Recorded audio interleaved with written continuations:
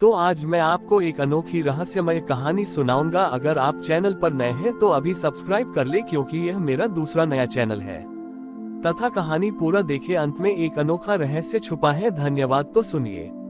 एक समय की बात है, एक गांव में एक बूढ़ी महिला रहती थी जिनका नाम पार्वती था। पार्वती बहुत ही गरीब थी, लेकिन उनकी भक्ति इतनी सच्ची थी कि गांव के सबसे अमीर लोग भी उनके सामने सिर झुकाते थे। पार्वती हर साल दुर्गा पूजा के लिए एक छोटी सी गुड़िया बनाती थी और उसे ही देवी मानकर 9 दिनों तक पूजा करती थी। गांव में एक अमीर व्यापारी रहता था जिसका नाम धनराज था। धनराज को अपने धन पर बहुत अहंकार था। उसने इस साल छोटे उर्गा पूजा में एक बड़ा पंडाल बनवाया और घोषणा की कि पूजा के 9वें दिन वह सबसे बड़े दान की घोषणा करेगा। वह चाहता था कि सब उसे ही सबसे बड़ा भक्त माने। दुर्गा पूजा का समय आया। धनराज के पंडाल में खूब भीड़ थी, लेकिन पार्वती अपने घर में अकेली अपनी गुड़िया की पूजा कर रही थी। उन्होंने न तो कोई भव्य भोग बना या और न ही कोई नया कपड़ा पहना। वह बस मन ही मन देवी के मंत्रों का जाप करती रही। 9वें दिन जब पूजा समाप्त होने वाली थी तो गांव में एक बूढ़ी औरत आई। वह बहुत कमजोर लग रही थी और उसके कपड़े फटे हुए थे। उसने धनराज के पंडाल के पास आकर मदद मांगी, लेकिन धनराज ने उसे देखा ही नहीं। पंडाल में मौजूद लोगों ने बड़ी ही उसे नजरअंदाज कर दिया। वह बूढ़ी औरत हर पंडाल में गई, लेकिन किसी ने भी उसकी मदद नहीं की। अंत में वह पार्वती के घर पहुंची। पार्वती उस समय अपनी पूजा समाप्त कर रही थी। जब उन्होंने उस बूढ़ी औरत को देखा तो वह तुरंत अपनी जगह से उठी। उन्होंने अपनी थाली में रखा हुआ सारा भोग उसे दे दिया और अपने सिर से ओढ़ हुई शॉल उसे पहना दी। जैसे ही पार्वती ने ऐसा किया, उस बूढ़ी औरत के शरीर से एक दिव्य प्रकाश निकला। वह प्रकाश इतना तेज था कि पार्वती की आंखें चौंधिया गईं। जब उनकी आंखें खुली तो उन्होंने देखा कि उनके सामने स्वयं देवी दुर्गा खड़ी थी। देवी ने मुस्कुराते हुए कहा, पार्वती, तुमने आज मेरी अंतिम परीक्षा पास कर ली। मैंने कई रूप बदलकर हर पंडाल में जाकर देखा, लेकिन किसी ने भी मुझ पर ध्यान नहीं दिया। तुम अकेली ऐसी भक्त हो जिसने मेरी भक्ति से पहले मानवता की सेवा को चुना। देवी ने आगे कहा, जो लोग मुझे भोग लगाते हैं और मेरा गुणगान करते हैं, वे बस मुझे बाहरी रूप से जानते हैं, लेकिन जो लोग मेरे बनाए हुए जीवों की सेवा करते हैं, वे मेरे असली रूप को पहचानते हैं। सच्ची पूजा यही है। देवी के दर्शन से पार्वती की आंखों में आंसू आ गए। उस साल की दुर्गा पूजा ने गांव के सभी लोगों को सिखाया कि सच्ची भक्ति का प्रदर्शन भव्यता में नहीं, बल्कि मन की करुणा और दया में होता है। देवी के दर्शन के बाद पार्वती की बात पूरे गांव में फैल गई। धनराज और गांव के बाकी अमीर लोगों को अपनी गलती का एहसास हुआ। वे सब शर्मिंदा थे कि उन्होंने दिखावे की पूजा में असली भक्ति को खो दिया था। धनराज ने तुरंत अपने पंडाल को बंद कर दिया और वह पार्वती के पास गया। उसने उनके पैरों पर सिर रखकर माफी मांगी और कहा, माफ कर दीजिए दादी, मैं अपने अहंकार में अंधा हो गया था। मैंने समझा कि धन ही सब कुछ है, पर आपने मुझे सिखाया आपकी भक्ति का असली रूप क्या होता है। अगले साल की दुर्गा पूजा आने वाली थी, लेकिन इस बार कोई भव्य पंडाल नहीं बना। इसके बजाय धनराज ने घोषणा की कि वह गांव में एक सेवा केंद्र खोलेगा, जहां गरीबों को मुफ्त भोजन और कपड़े मिलेंगे। उसने पार्वती से अनुरोध किया कि वह इस केंद्र का मार्गदर्शन करे।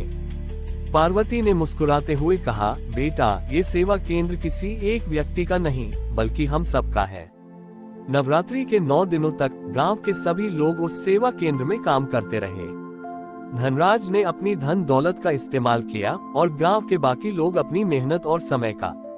रमा और उसके दोस्तों ने गरीब बच्चों को पढ़ना सीख आया तो गांव के बुजुर्गों ने उन्हें जीवन के अनुभव बांटे। इस बार पूजा की थाली में कोई प्रसाद नहीं था, बल्कि भूखों को दिया गया भोजन और जरूरतमंदों को दिए गए कपड़े ही असली प्रसाद थे।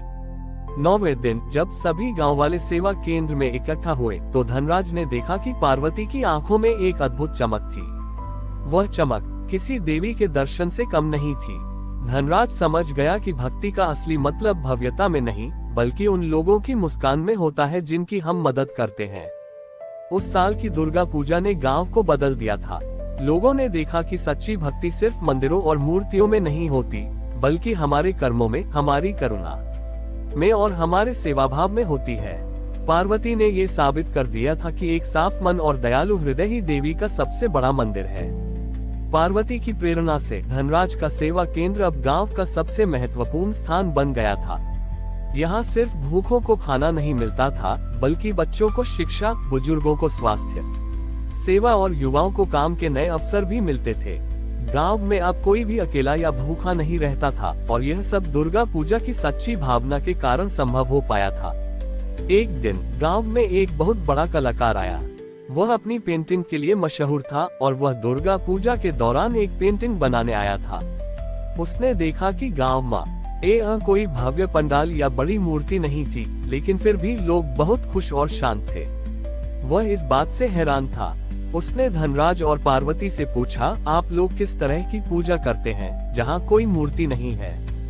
धनराज ने उसे सेवा केंद्र में लाकर दिखाया, जहां लोग एक साथ काम कर रहे थे।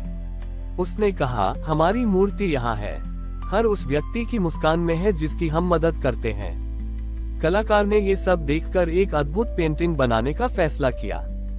उसने कैनवास पर एक साधारण गांव का दृश्य बनाया। पेंटिंग में कोई देवी नहीं थी, बल्कि उसमें एक बूढ़ी औरत पार्वती एक गरीब बच्चे को खाना खिला रही थी। युवा लोग मिलकर एक पुल बना रहे थे और बच्चे हंसते खेलते स्कूल जा रहे थे। उसने हर उस व्यक्ति को चित्रित किया जो निस्वार्थ भाव से सेवा कर रहा था। नवरात्रि के 9वें दिन जब पेंटिंग तैयार हो गई तो उसने उसे गांव के बीच में रख दिया।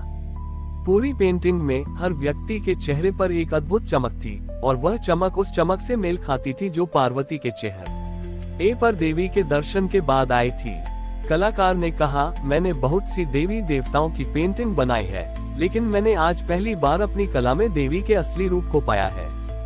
देवी का रूप किसी भव्य मूर्ति में नहीं, बल्कि हमारे दिलों की दया और हमारे कर्मों में होता है। उस साल की दुर्गा पूजा ने गांव के लोगों को ये सिखाया कि सच्ची कला और भक्ति सिर्फ सुंदरता या भव्यता में नहीं होती, बल्कि हमारे जीवन के उन छोटे छोटे पलों में होती है जहां हम निस्वार्थ भाव से दूसरों की मदद करते हैं। और माँ दुर्गा का असली निवास हमारे उन दिलों में है जो प्रेम और दया से भरे हुए हैं। हमारी और भी आध्यात्मिक एवं अनोखी कहानियाँ देखने के लिए हमारे चैनल पर जाएं तथा धार्मिक एवं पौराणिक अनोखी कहानियाँ हमारे चैनल पर है। कृपया जाके देखें तथा हमारे चैनल को सब्सक्राइब करके रखें और वीडियो लाइक जरूर करें। धन्यवाद।